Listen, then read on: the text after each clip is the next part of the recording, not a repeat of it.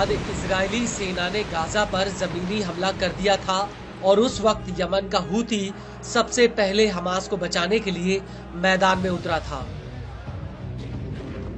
Houthi लगातार Israel के ऊपर लाल सागर से लेकर तेल अवीव तक हमला कर रहा है, जिससे इजरायली सेना का ध्यान गाजा से भटक जाए।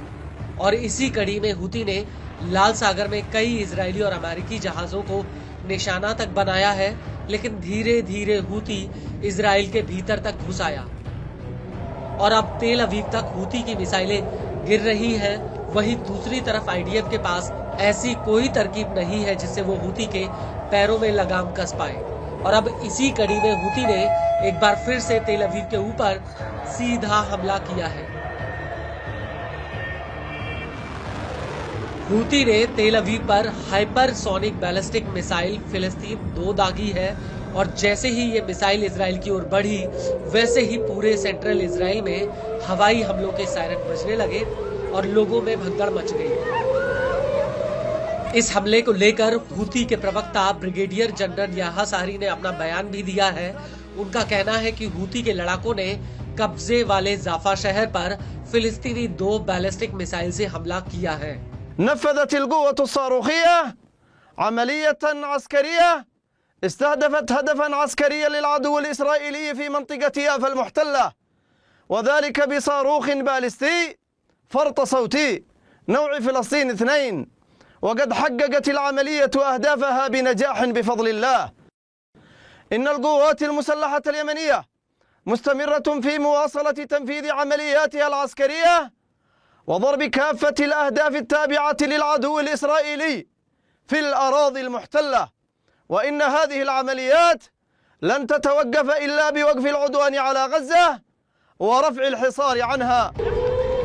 आपको बता दें कि हूती के हमलों की वजह से तेल अवीव, होलोन, रिशोन, लीजोन, पेटाह तिकवा, रमत गान, हर्जिलिया और आसपास के कई इलाकों में हवाई हमलों के सायरन बजने लगे थे। हालांकि इन हमलों को लेकर इजरायली सेना का कहना है कि उसने इस मिसाइल को इजराइल की सीमा में घुसने से पहले ही एरो एयर डिफेंस सिस्टम से मार गिराया था।